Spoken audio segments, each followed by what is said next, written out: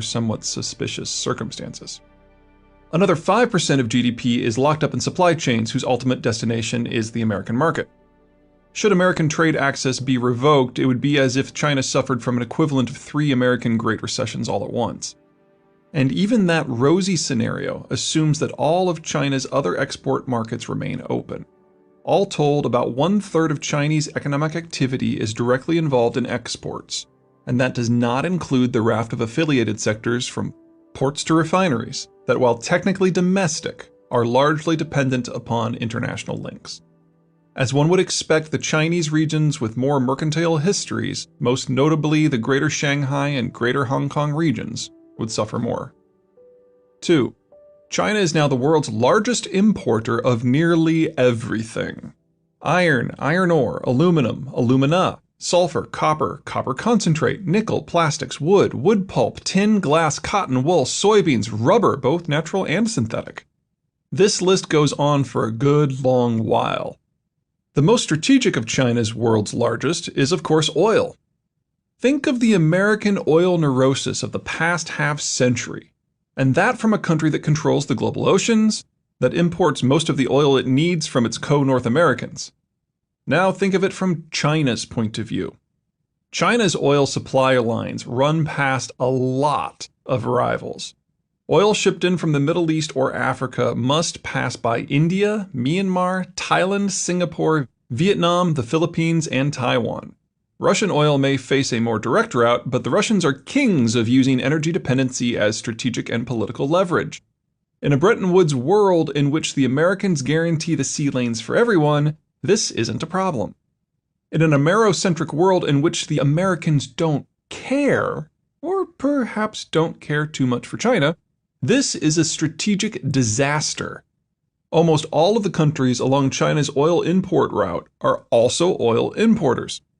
All already have more than enough naval power necessary to interdict supertankers that go somewhere they don't wish them to.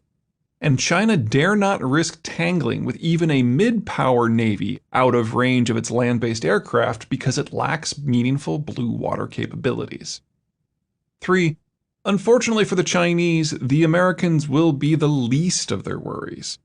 Ultimately, the Americans will not be worried about China because it is a non-naval power and really not a significant threat to American power in a post-free trade world. At the top of the list of future Chinese concerns will be the Japanese. In a post-Bretton Woods world, the Japanese will face many similar constraints to the Chinese. They will need to guarantee access to their own oil supplies, raw materials, and foreign markets. But they will be different from China in 2 critical ways. First, on average, Japan's dependency on the outside world is less than half that of the Chinese in absolute terms. Second, unlike the Chinese, the Japanese actually have a blue water navy, the world's second most powerful, in fact, and so can go get what they need. One of the few things standing in the way of the Japanese will be anything sailing up and down the Chinese coast. 4. Even if China did have a blue water navy, it could not use it freely. Bisecting the Chinese coastline is, of course, Taiwan.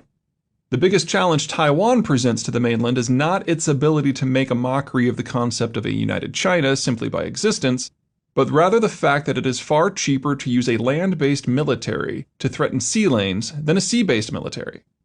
Taiwanese cruise missiles and aircraft can deny Chinese shipping and even military vessels access to a wide swath of territory. And Taiwan isn't alone. Japan, Taiwan, the Philippines, Indonesia, and Singapore form a line of islands off the Chinese coast that block any possible Chinese access to the ocean blue. All of these countries are broadly hostile to China. All of them have air forces and cruise missile assets that can threaten and in many cases destroy Chinese maritime assets that get too close. And it is likely that most, if not all of them, will remain allied with the United States in the future. China is the country that has benefited the most from the American Cold War strategy of market access and defanging the various maritime powers, and therefore has the most to lose. In the imminent future, the Chinese face 3 crushing challenges. First, Japan is likely to start acting less like an NGO and more like the Japan of ages past. Second, China's geography is nearly as riven as Europe's, with the great myth of Chinese history that unity is normal soon to give way to a more complex and messier reality. Third, everything that made the Chinese economy a success, everything that has put cars on the road, roads on the map, money into citizens' pockets, and food in their mouths, is completely dependent upon an international economic and strategic environment wholly maintained by a country that doesn't like China all that much. China has been sliding toward disaster for some time. Two events a decade ago first revealed cracks in the Chinese juggernaut. In the first, villagers of the town of Huaxi, south of Shanghai, protesting local factory-sourced pollution, overturned the buses that had brought in security personnel to quell them, in essence barricading out central authorities with their own equipment. In the second, citizens of Dongzhou, near Hong Kong, protesting the building of a power plant, found themselves under fire by security personnel, resulting in at least 20 deaths. It was the first significant use of deadly force against Chinese citizens by their own government since Tiananmen Square. Since then, public unrest has become nearly omnipresent, ranging from ethnic-themed clashes in places like Xinjiang and Tibet, to worker disputes like the Foxconn suicides in 2010, to protests against the nearly 17 million acres of farmland that have been expropriated by various local governments. By 2011, the government was recording 100,000 such mass events annually. The stage is most certainly already set, but how China's transition plays out will depend almost entirely upon the nature and timing of Bretton Woods' end. Considering the unpredictability of American actions, that is something I cannot forecast. A slow-motion American retreat could leave the Chinese starving for raw materials, which would trigger not just poverty in the coastal regions of Shanghai and to its south, but also a contest with Japan and Taiwan that the Americans might or might not participate in. A break in the Chinese financial system would cause a national collapse in development and mass uprisings in the interior. An American panic attack could trigger an overnight revolution across the length and breadth of China as everything from markets to jobs to the power supply cuts out all at once. And that assumes that the target of America's panic attack isn't China itself.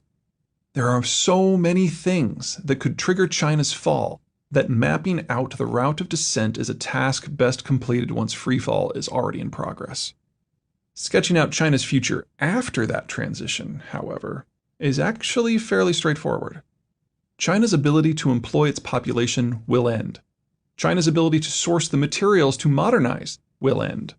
The impacts will vary by region. As poor as the interior